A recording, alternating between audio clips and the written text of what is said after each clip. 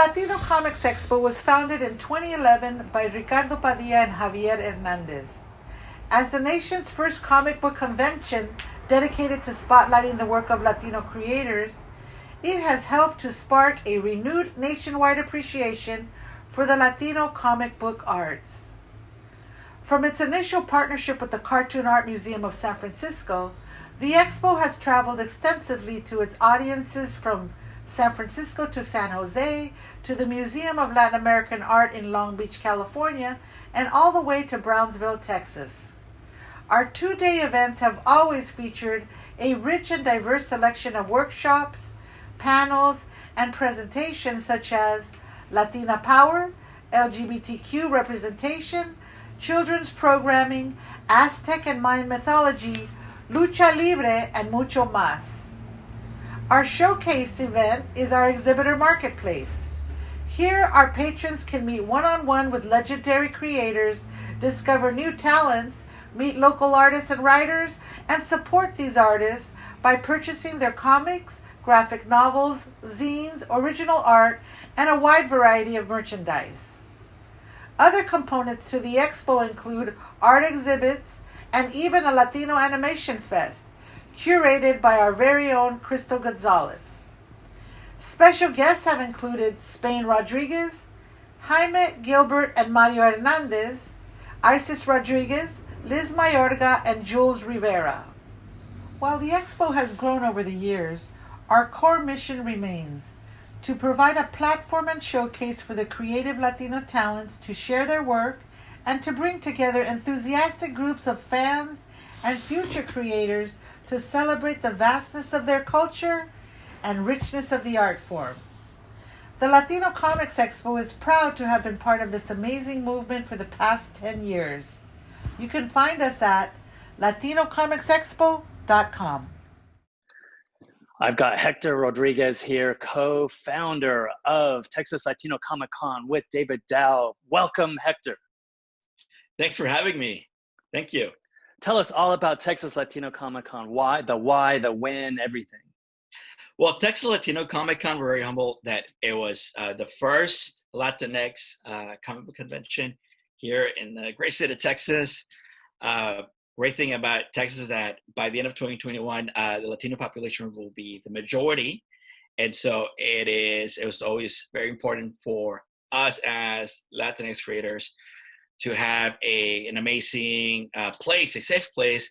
We're able to share our stories, our art with our community. And, myself as an artist,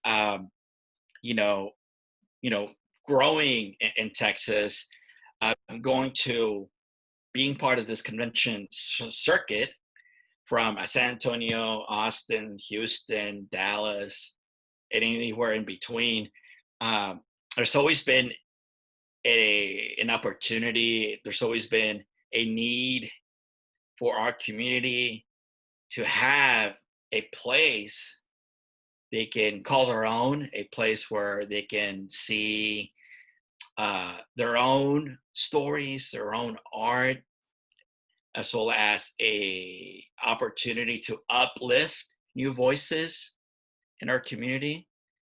And it's something that is basically our objective here in Texas Latino Comic Con, to uplift and share this amazing positive environment. Just our stories matter, our story. And one of the things about an artist that, being part of this convention is that, there's always there's a wall, there's a paywall, and unfortunate, a lot of these shows, it's about 30, 35, $50 a day, 25, it depends. But, for a lot of families in our community, $25, $30 is about a week's worth of groceries. And so, with my partnership with the City of Dallas, with the Latino Culture Arts Center, we made it possible for the event is free, and we're able to invite our community with no paywall, for no commitment in their part, financial commitment. So they're able to enjoy and be uplifted by all the amazing stories here in Texas.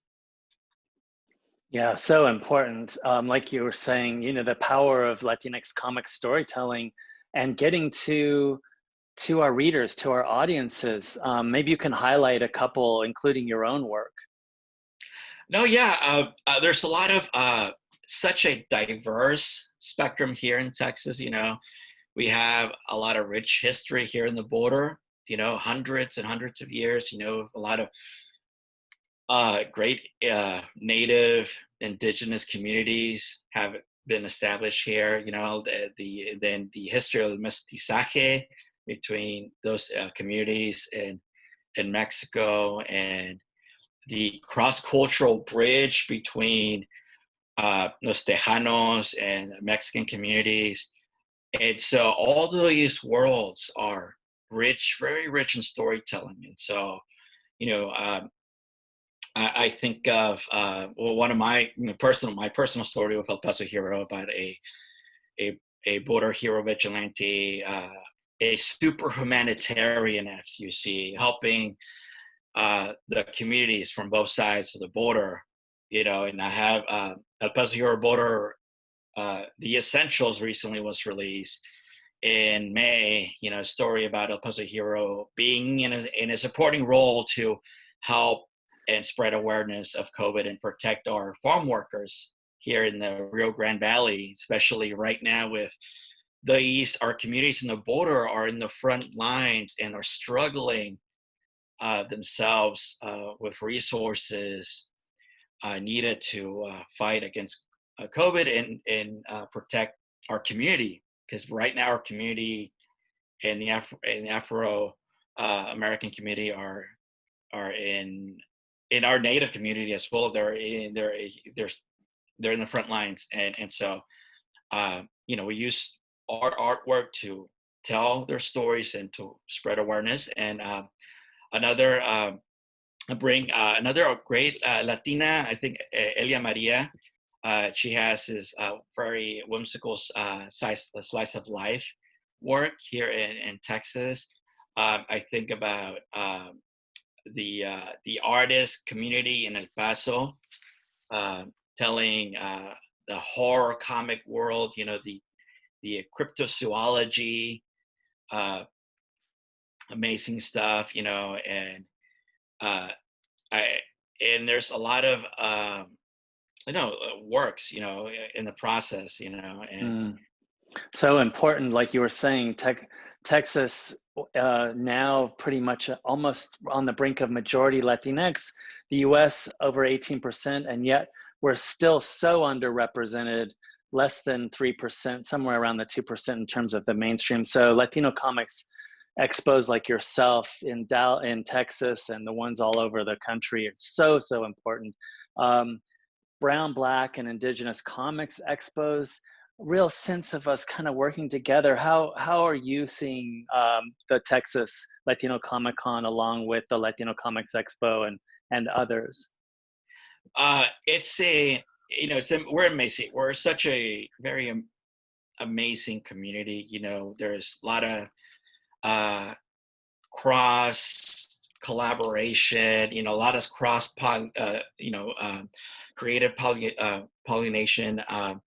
And so and it's very important for all of us to be a voice for the voiceless, especially in this time where, you know, you have from the east to the west coast to the Midwest to the Southwest to Ohio, Columbus, SoulCon. It's, you know, these are great epicenters of innovation, creative Latinx innovation, creative voices that we're only getting stronger, especially right now. We are needed when our community is struggling and needs that uplift positivity.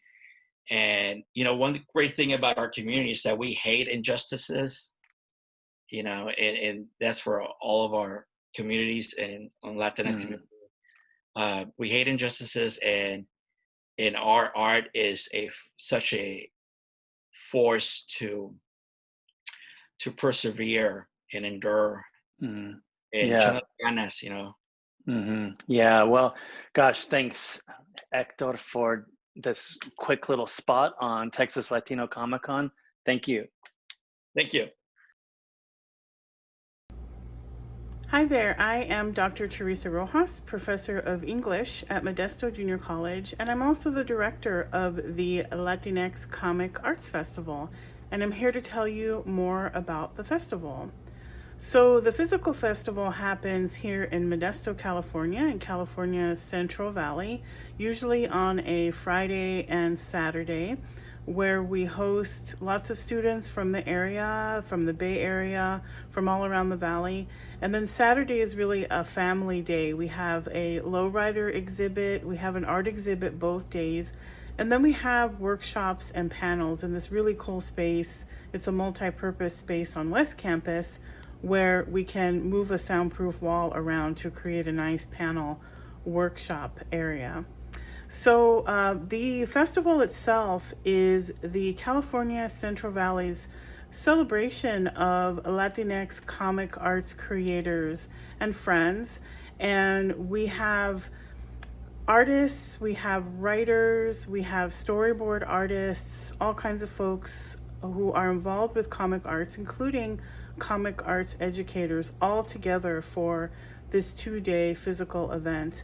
And of course, this year we launched the first Latinx virtual convention event. We had a 5-hour panel event. So we had 5 panels. We had about 20 panelists.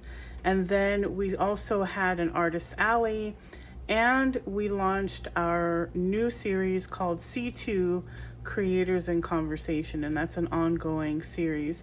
And we're working on all kinds of programming for the upcoming year. In terms of the history of C.A.P.E, it all goes back really to 2014 when I attended the Latino Comics Expo back in 2014, and I had a chance to meet just phenomenally talented creators of all sorts, including Rafael Navarro, who is a cartoonist and storyboard artist, and he's from LA. And fast forward to 2018, as a professor here in Modesto, I was able to get some funding from the MJC Foundation with help from Literature and Language Arts, and we brought Rafael up to do a public talk, a comic shop signing, and then also some classroom visits. And the response was just overwhelmingly positive. He came to a couple of my classes, talked to my students about how to develop characters, and gave them all sorts of new comics vocabulary. I teach comics in most, if not all of my classes, really all of my classes at this point. And it was a super positive experience. And then the public talk was just phenomenal. He did a live drawing and then talked about having been born in Mexico, growing up in LA, being a storyboard artist, and his career while he was drawing, and just really mesmerized the audience, and no one wanted to leave. So it was great and lots of good energy. And we got into a conversation shortly thereafter about really making this more of a regular, much larger event. You know, what could we do? And of course, we had this connection already to the Latino Comics Expo. So I reached out to the founders, to Javier Hernandez, the co-founders, and Ricardo Padilla, and invited them to Modesto and said, you know, how do we make this happen here at my college? And so in 2019, then I co-directed with the two of them LCX 2019 in Modesto, and it was so good, and it was such a great training ground for me. I learned so much for that. And from there, I launched C.A.P.E, the Latinx Comic Arts Festival. And this year, we had to go virtual, of course, but it's been an excellent experience. We have about 60 exhibitors that we're already working with. We are expanding. We're working on our next physical event, our next virtual event. And I just want to invite everyone to join us on our website. It's latinxcomicartsfest.com, and we will see you soon. I have here with me Thomas Delphi from Nerdtino Expo. Tell us what in the heck, like how'd you get this idea? Why is it important? What are you doing with it? All of the above. So we are the Nerdtino Expo. We are the first East Coast Latinx comic book convention dedicated to promoting the history and presence of Latin Americans in pop culture. We launched on the East Coast as a community in 2016. What we had noticed as a crew was that there were a lot of POC organizations out there in geek culture, POC cosplayers, stuff like that had organized that were primarily catered towards the African American community or LGBT community, but there hadn't really been a organized Latin geek front at that point. So we originally organized Nerdtino as a social media community to promote the history and presence of Latin Americans in pop culture. But as we grew, we realized, oh, hey, there's room for a convention. So we started organizing that and launched the first expo in 2017. While our 2020 show has been postponed due to COVID, we are still a very active community, and we have been a staple of Philadelphia for the last 3 years. And we act as active consultants for different convention communities that want to become more diverse, that want to not only reach our audience, but also provide meaningful content. And it's so important for our creators, all the different ways that they're creating to reach our audiences that are hungry for these stories, right? I mean, hungry. Tell us really briefly, like for you as kind of founder, director of Nerdtino, what is why Latino comics as a storytelling and like the power of that? Because we've been here. Latin Americans have been involved in pop culture for the last 100 years, whether we were working at Marvel or DC, whether there were Latin science fiction authors coming out of Cuba as early as the 19th century. We've had a history, but, there's an op-ed by John Leguizamo called Too Bad You're Latin, which talks about how there's this erasure of Latin history. And I saw that apply to pop culture too, because you've had Puerto Ricans that were helping produce Power Rangers back in the 90s. You had, George Perez, you got Raul Julia, you got Cesar Romero, you have one of the freaking producers of the Marvel Cinematic Universe is Argentinian, and you have Latinos involved in Star Wars and all that. So Nerdtino wasn't just looking at modern diversity initiatives, but also looking at finding this history and letting people know, you have a geek heritage. We're here to tell you about it. I love it. I love what you're doing with Nerdtino. Nerdtino also participates in other now grown comic spaces, Comics Expo spaces, the Latino Comics Expo, Indigenous Con, the Brown and Black Comics, and My Soul Con. Like, why, like, yeah, as a united front, how do you see Nerdtino in this? Big. We're the East Coast operation. Most of our community consists of a very diverse Latin American base, not just from communities in Central America or just the Caribbean, but all over Latin America.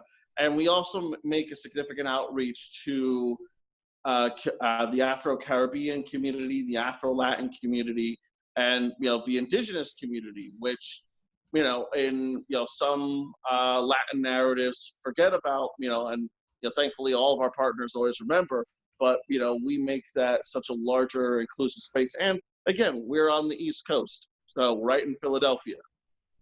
Absolutely, so important, right, for our communities and also the larger United States to understand that Latinx is regionally diverse, but also historically, we have all these rich cultures. We have a common denominator, language and certain kind of way that we are together. But, the Taino ancestry is very different from a kind of, Aztec ancestry, et cetera. So yeah, so important for us to have these spaces, Tomas. And East Coast Latinx Comic Convention, Nerdtino. I know it's going to be looking a little different with COVID.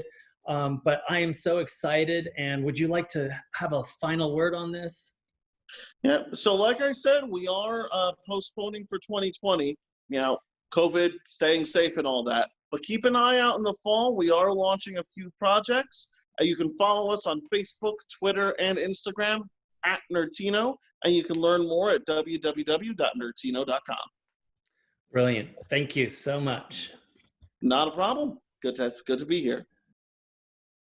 I am so excited, happy, like over the moon to have Pete Mellini here with East Los Angeles Comic Book Art and Pop Culture Expo, East LA. Kate, welcome. Pete, tell us all about this and what you're doing and why. Thanks, man. Thanks for having me. So the East LA C.A.P.E. was started with a group of friends of mine. We all live in East LA or grew up there. And we just, we all love comic books. And, growing up, there wasn't really any shops. So maybe they had one or two throughout the years, but there definitely wasn't any like shows or anything. So we thought it'd be kind of fun to set something up. And especially because we knew a lot of local creators, and we wanted to really showcase like local talent and whatnot. And for the most part, we've achieved that. We started working on it in 2016, and our first show was in 2017, and we've been doing it ever since. This year with everything going on, we had to postpone it, but we're hoping to get back as soon as the world kind of goes back to normal. Yeah, and whereabouts is it? Where physically is it usually? So the last couple of years we've had it in this place called at Gallo Plaza. It's right off of Cesar Chavez, right off the 710 freeway. It's an interesting spot. Like normally it hosts weddings and quinceañeras and stuff, and we're the first comic book show in there. It's a very historic building. It's been there for about 100 years. It used to be a mortuary, which is kind of trippy, but it's a real historic building. Yeah, beautiful. I love it. Re-inhabiting these spaces with our gente and our comics and our community. I love it. So why, I know, Pete, this was important for you as a little one, chavalito there, like trying to grapple with literacy at an early age. Why generally, why Latinx comics and storytelling, Chicanx comics? It was just it was funny because growing up, I would read just mainstream comics, and it wasn't until I got into like high school that I discovered like independent comic books. I didn't know there was such a thing, right? And eventually, like one day, it's funny. I always tell Javier Hernandez this story about how one day I was at this Mexican furniture store. We're just walking around, and then I happened to see a copy of El Muerto. And I was just like, it was a comic book, so I was like, I have to buy this, right?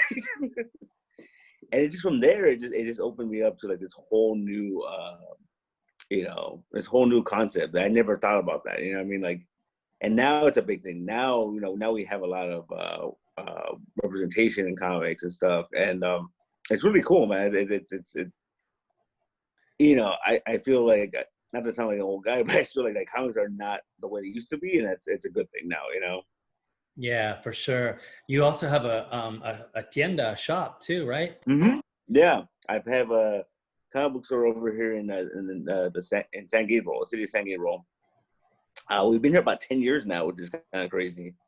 It's been great. Like it's a nice it's a corner little comic shop. Like we're in this little area called the San Gabriel Village, which is I guess back in the day used to be like a big hotspot for events and stuff. And we're a little hidden, but it's nice. Like people seek us out. So that's always a good sign. A good sign of business. Yeah, for sure. Especially when you have like the big, huge ones like the Comic Con coming through, and like, whoa, we're like holding strong.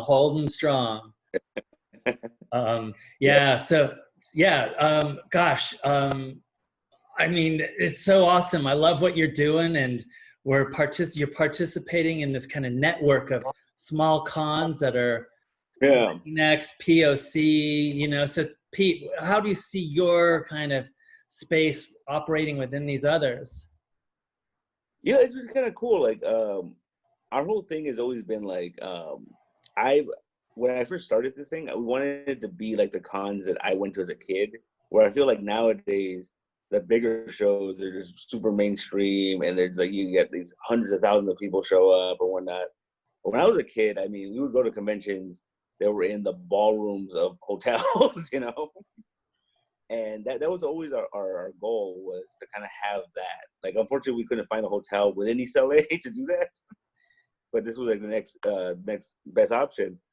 But my whole thing has always been like, we try to focus on comic books, you know, like that's our thing, or art in general. Like, you know, we've had people come to us about different type of sponsorships, like that kind of bigger corporations and stuff, and we're just kind of like, no, that's not what we're after, you know.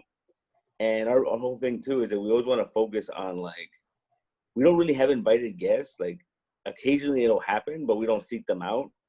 And like I said, like, our focus is independent creators, you know. And then you know, that's what we like to like promote a lot of stuff. We always tell people, like, I don't know if it's a thing at bigger shows, but we always tell people, like, everyone that has a table at our show will have a promo, like, on our social media. Like, it's, you know, that's what people are coming out for, you know. Yeah, for sure, Pete. Nobody's better than anybody. We're all there. Yeah. We're throwing down. We're making it happen. Yeah. You know what, though? That's like, I think, you know, if we look at Indigenous Comic Con, BCAF, Latinx Comics Art Fest, Latino Comics Expo, Nerdtino, SoulCon, all of those, yours, there, it's about, you know, when you talk to the creators and the people that have come into those spaces, they leave saying, you know what, this was an experience. This was like, I felt a part of something, and it was, I don't ever get that feeling when I go to WonderCon or Comic-Con or any of those, you know? Mm-hmm. Really? No, I think that's the thing I miss about, like, the bigger shows, is that, like, you actually will have an opportunity to talk to creators, you know? I think nowadays it's more about, like, you know, showing off, or, like, you know, like the exclusives and stuff like that, you know? Yeah, we've lost, I think those bigger shows have kind of lost sight of, you know, the beauty, the magic of community building through comics, right? Mm-hmm. Oh, yeah, definitely. It's a whole different ball game now. Yeah. Well, Pete, thanks for sharing a little bit about what all you're doing over there with East LA C.A.P.E. And gosh, keep on trucking, brother. Thank you, man. Thank you. Thanks for having me. Welcome, Stanford Carpenter. Stanford, tell us all about BCAF, Black and Brown Comics Arts Festival. Well, I mean, it is pretty much what it says it is. It's a comic arts festival. It's relatively small by comic convention standards, and that being you know, it's not 20 or 30,000. It's usually around 2,000 people. But it's a really great event. It happened on Martin Luther King weekend. We usually start with a series of programs for kids, and on Friday, and then Saturday and Sunday we do programs at the San Francisco Public Library. We usually have some really nice talks. They're really intimate, and it's a really good chance to meet people. On Monday, Martin Luther King's birthday, is when we have what look more like a traditional convention. It happens on the same day that they do the Martin Luther King Foundation does a march that ends at the Yerba Buena Art Center, and upstairs we throw a mini Comic-Con. It's a really great opportunity to bring together comic creators of color. It's as much fun for the participants as it is for the vendors. We usually put on a few panels as well, and yeah, I mean, that's what it's about. It's about celebrating the creativity of Black and Brown comic creators. And Stanford, I know you, Aaron, John, have all been kind of on the ground here. Was there a moment when you're like, why isn't this happening in San Francisco? And let's like make it happen? I mean, that's very much how it started, right? There's this moment where it started with John and Aaron were having some conversations, and they were looking at SoulCon. They were looking at what was happening at the Schaumburg, and they're like, wait a second, we need something in Northern California. It seemed like the perfect opportunity to tie it in to the Martin Luther King Foundation and the March to the Yerba Buena Arts Center. And yeah, it just took off. The beautiful thing about this is if you just look at the United States, it's a big country. And when you start working with, start looking at the independent comic scene, not everybody can travel everywhere. So you can have a really great event in New York, or you can have a really great event in Houston or LA, and people aren't necessarily going to be able to make the trip. So what's nice about these smaller comic arts festivals and comic conventions is that they're hyper local. They focus on comic creators who are in that immediate area, and in that way, it provides some really excellent opportunities for community building. You're dealing with a situation where a kid can roll up on that event, and they can meet a comic creator who literally lives in their neighborhood. We're also able to draw in some guests and some vendors who will be able to make the trip from as far away as New York. But what's really nice about these is the fact that they're hyper local, and they have connections to the regional and the national. But ultimately, this is the ideal place, especially for young kids, to come in and have their first experience meeting a comic creator. And it's a first experience in which they will be able to talk to the comic creator. They'll be able to get to know them. They'll find out, oh wow, this person lives in my neighborhood or 2 neighborhoods over. This person went to the high school that I'll be going to. It's those kinds of connections take something like becoming a comic creator and moves it from the ground of the impossible or the unimaginable to the very likely. And that's what's beautiful. It's beautiful to see, and we do have some instances where we have seen some people come through the festival as participants, as people who are experiencing independent comics, and then several years later come back to be a vendor in the festival to show their work. That's what it's all about. So as we sort of wrap this real quick kind of elevator pitch version of BCAF, how do you, I mean, you've already kind of got into this, the regional, the national, but especially POC Comic Cons and Arts Fest, Indigenous Comic Con, Nerdtino. Gosh, we're doing so much. BCAF as a part of that. You want to say us a couple of things about that, Stanford? Well, yes. I mean, and what's interesting is, in some ways, it's kind of the exact opposite of these large cons. So you have these large cons where they attract a lot of people to one location. Whereas if you look at the relationship between BCAF and SoulCon, right? You've got a lot of cross-fertilization in terms of the organizers, and also in terms of attendance. BCAF to some degree emerged out of people who were participating in SoulCon, and those connections still hold true. So what it is that when you look at the structure of cons for independent comic creators of color, what you've got are these local and regional cons spread out across the U.S. and people will go to multiple ones. It's not that someone just goes to BCAF. When I go to BCAF, I'm catching up with the people who I also saw at SoulCon a couple months earlier. And that's a very important kind of community building. And it also is about, and when I say community, I'm also talking about a community that is built on the connections between communities and building allyships, and also it just bringing people together in a spirit of joy. Yeah, absolutely. Spirit of joy. Speaking of which, Stanford Carpenter, BCAF, Black and Brown Comics Arts Festival. Thank you, Stanford. Thank you so much for having me. So you've talked a little bit about, the Indigenous Comic Con now, IndigiPop X, but this is like huge. And now I just noticed that you were you're in Australia now. Yep.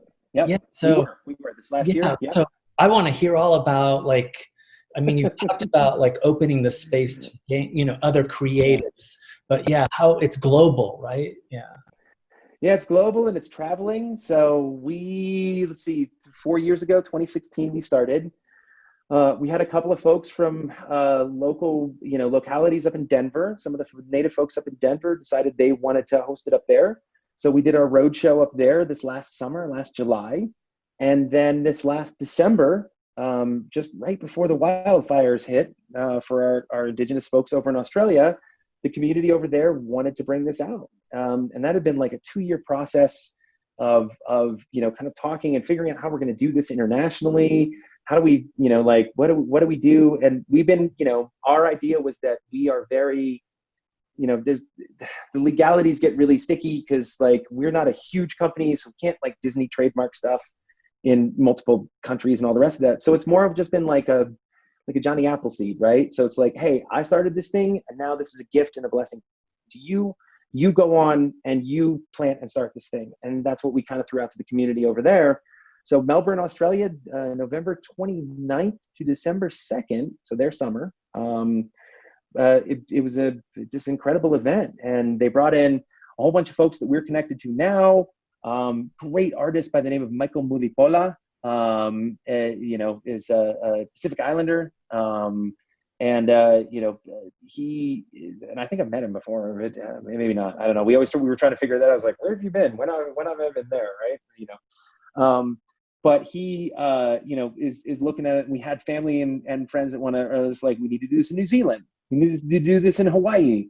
We need to bring this up to First Nations. We need to bring this to California. So prior to all this, all of the crisis that we're dealing with, and we're going to have to see, we're looking at being in LA in the fall, because we have a lot of native folks that are there. We have a huge contingency of native folks in Southern California, obviously the tribes that are there and all the folks that were relocated, and all of our actors are there. So we wanted to definitely do some stuff with our actors, and bring them into play. And, so that was, so Southern California was the shot. And so now we're trying to figure out what all that's going to do. But, essentially that's what we were looking at. And, sorry, Lee. Yeah, go ahead. Yep. No, go ahead.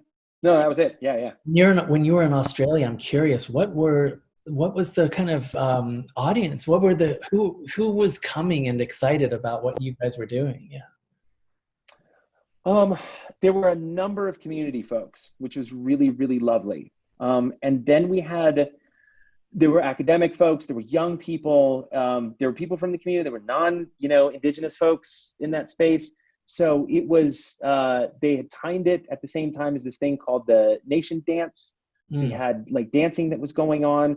We had a couple of folks that came over, myself and Desba Rose, who is a native cosplayer. So she came over and got to showcase some really cool stuff.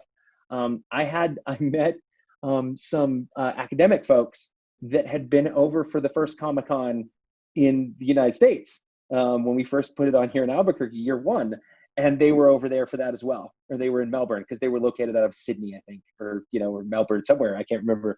But they were like, oh, yeah, I don't think you remember me. I met you, but you were a crazy man. And I was like, I was a crazy man that first year. I was running around every year. But they were like, it's like, oh, that's wild. And so, so that was a whole thing of being able to see, all these folks that had come over internationally. So it was this incredible mix. I was blessed to be a part of it. Yeah, I love it. I love that it's kind of planetary because we need that. We need, of course, affirmation of difference, within and across our communities, but also solidarity, right, across our communities. Right.